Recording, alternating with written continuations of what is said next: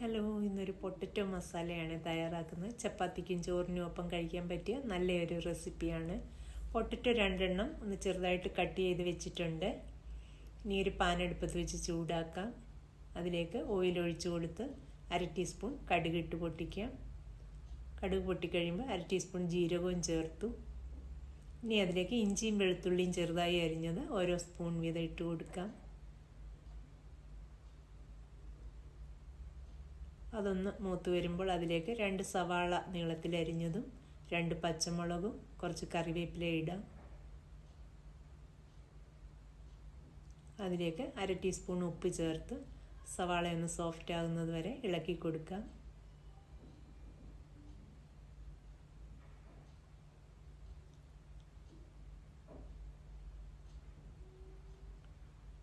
സവാള ഒന്ന് സോഫ്റ്റായി വരുമ്പോൾ അതിലേക്ക് അരിഞ്ഞു വെച്ചിരിക്കുന്ന പൊട്ടറ്റോ കൂടി ചേർക്കണം.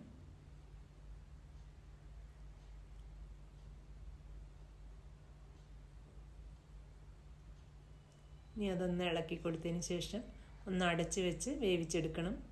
പൊട്ടറ്റോ ഇങ്ങനെയാണ് വേവിക്കുന്നത്, വെള്ളമൊന്നും ഒഴിച്ചു കൊടുക്കുന്നില്ല.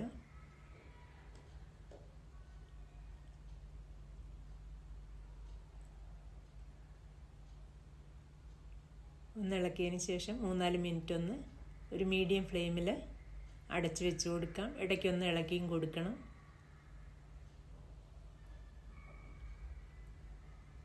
ഇനി ഒരു 2-3 മിനിറ്റ് ഒന്ന് ലോ ഫ്ലെയിമിലാക്കി അടച്ചു വെച്ചിട്ടുണ്ടായിരുന്നു.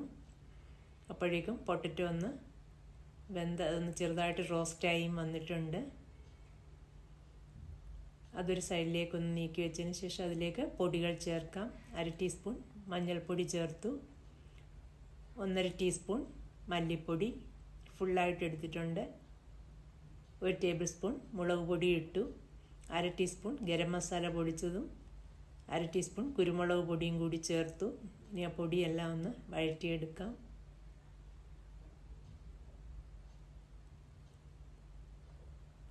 ആ പൊടിയൊന്ന് ചൂടായി വരുമ്പോൾ എല്ലാം കൂടി ഇട്ട് മിക്സ് ചെയ്യാം.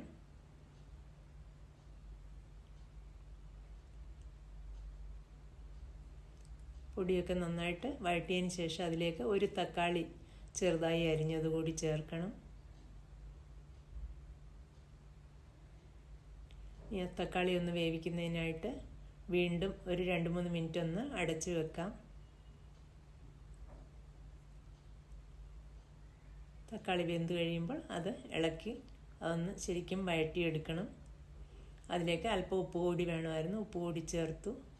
പൊട്ടറ്റോ ഒക്കെ നന്നായിട്ട് വെന്തിട്ടുണ്ട്, ഒന്നും ഉടഞ്ഞു പോയിട്ടുമില്ല. അതിലേക്ക് അല്പം മല്ലിയില അരിഞ്ഞത് കൂടി ഇട്ടു. ഇനി ഒന്ന് ഇളക്കിയെടുക്കാം. വെള്ളമൊന്നും ചേർക്കാതെയാണ് പൊട്ടറ്റോ വേവിച്ചത്, അപ്പോൾ പൊട്ടറ്റോയ്ക്കൊക്കെ നല്ല ടേസ്റ്റാണ്. അങ്ങനെ ടേസ്റ്റി ആയിട്ടുള്ള പൊട്ടറ്റോ മസാല റെഡി ആയിട്ടുണ്ട്. ചപ്പാത്തിക്കും ചോറിനുമൊക്കെ കൂടെ കഴിക്കാൻ പറ്റിയ നല്ലൊരു റെസിപ്പിയാണ്. ഈ വീഡിയോ എല്ലാവർക്കും ഇഷ്ടമായി എന്ന് കരുതുന്നു. വീഡിയോ കാണുന്നതിനും സപ്പോർട്ട് ചെയ്യുന്നതിനും എല്ലാവരോടും ഒരുപാട് താങ്ക്സ്. ഇനി മറ്റൊരു വീഡിയോയിൽ കൂടി കാണാം. Thank you.